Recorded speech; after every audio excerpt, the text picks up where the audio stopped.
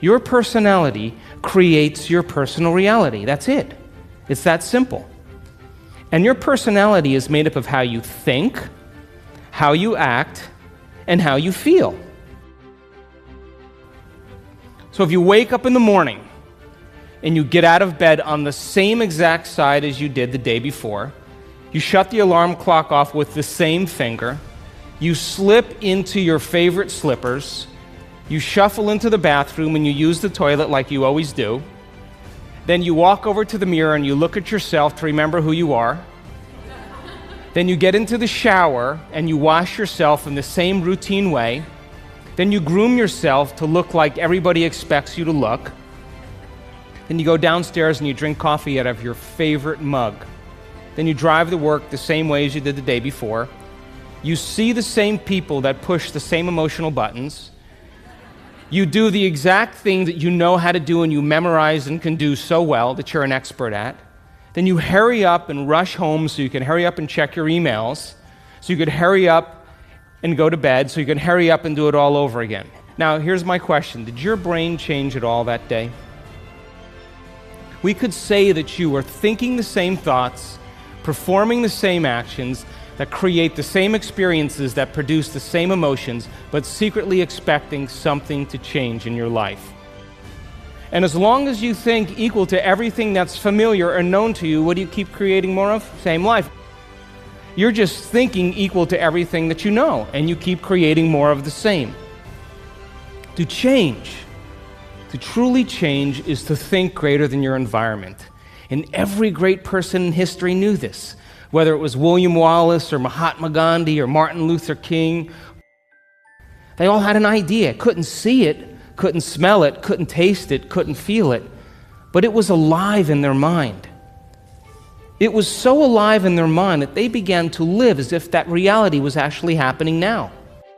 So can you believe in a future that you can't see or experience with your senses yet, but you've thought about enough times in your mind that your brain is literally changed to look like the event has already happened?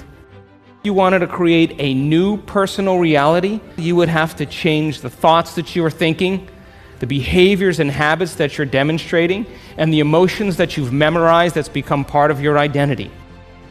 To change your mind, then, is to make the brain work in new sequences and new patterns and new combinations, to begin to make the brain work differently. And the one ingredient that allows us to do that is knowledge or information. Because every time you learn something new, you make a new connection in your brain. So thoughts are the language of the brain, and feelings are the language of the body. And as people get caught in this cycle of thinking and feeling and feeling and thinking, over time, they condition their body to memorize that emotion as well as the conscious mind.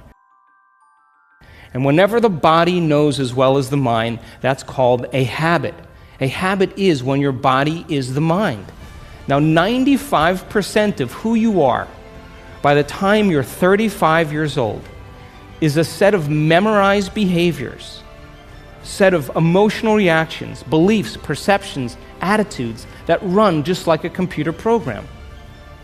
So 5% of your conscious mind begins to work against 95% of what you've memorized. Universal mind, whatever you want to call it, responds to who you're being. Not what you're thinking, not what you're feeling, but the combination of how you're thinking and how you're feeling, called a state of being. Now, most people wait for what? Crisis or trauma or disease or loss or to really want to change. They wait to the point where the ego is brought to such a low level that they cannot go on business as usual any longer. That's when we begin to look at how we're thinking or what we believe or how we act or our attitude or what emotions we're living by. And my message is, why wait? We can learn and change in a state of pain and suffering, which tends to be the human model, or we can learn and change in a state of joy and inspiration.